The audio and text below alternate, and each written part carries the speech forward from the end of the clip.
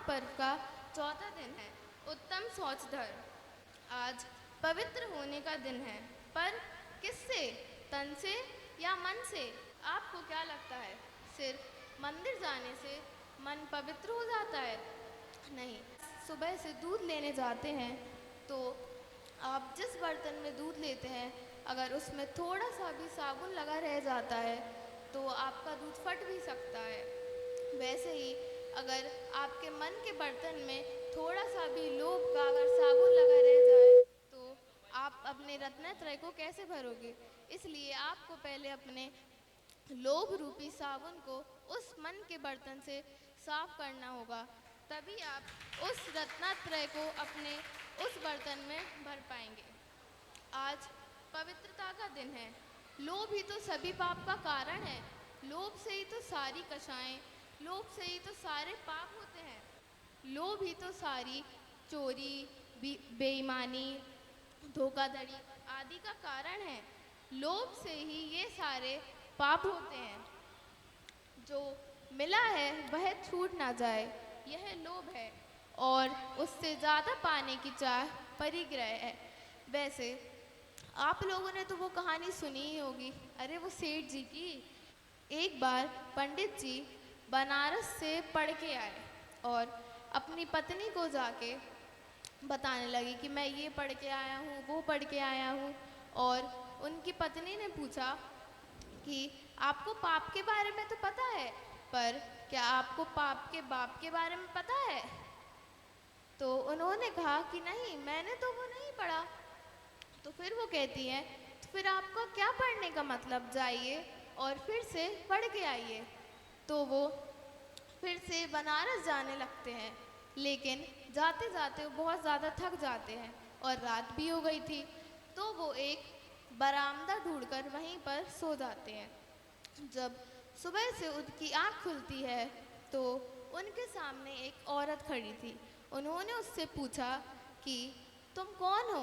तो उसने कहा कि मैं वेश्या हूँ और ये मेरा घर है, आपका मेरे घर में स्वागत है। तो पंडित जी कहते हैं, अरे ये मैं यहाँ कैसे सो गया? मुझसे तो बहुत बड़ा पाप हो गया, अब मुझे नहाना पड़ेगा।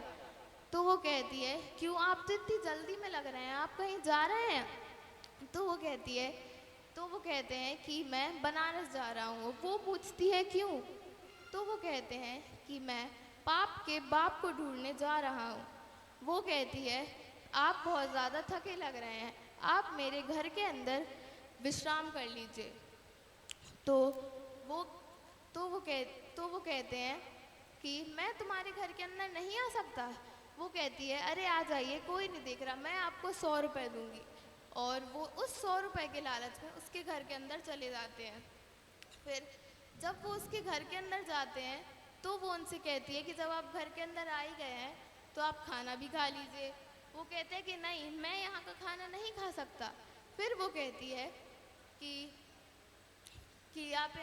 मैं आपको सामान दे दूँगी, आप खुद बना लेना, मैं आपको 200 रुपये दूँगी। तो वो उसके लिए भी मान जाते हैं।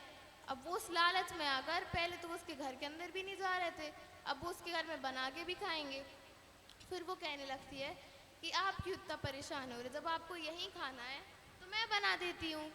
फिर वो कहते हैं, नहीं, मैं तुम्हारे हाथ का नहीं खा सकता। तो वो कहने लगती है कि मैं आपको 500 रुपये दूंगी, आप मेरे हाथ का बना खा लीजिए। तो वो फिर से अब लालच में आकर, उस लोभ में आकर उसके हाथ का बना खा लेंगे। उसके हाथ का बना खाने के लिए मान गए। तो जब वो खाना लेके आई तो वो कहती है कि जब खाना मैंने ही बनाया है तो एक गिलास आप मेरे हाथ से खा लीजिए। तो वो कहते हैं, नहीं, मैं कैसे खा लूँ तुम्हारे हाथ से? तो वो कहने लगी कि आप मेरे हाथ से खा लीजिए, यहाँ कोई नहीं देख रहा है, और फिर मैं आपको 1000 रुपये दूंगी।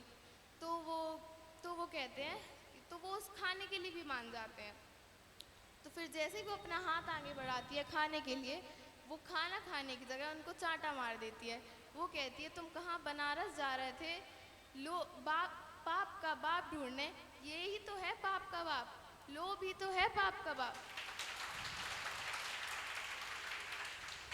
तो जैसे पंडित जी अब ये जानते हुए भी कि वह काम गलत है, फिर भी उस लोभ के लालच में आकर वो काम कर देते हैं, वैसे ही अपन भी कभी कभी उस लोभ के लालच में आकर उस कर्म रूपी दलदल में फंस जाते हैं। बहुत सुंदर।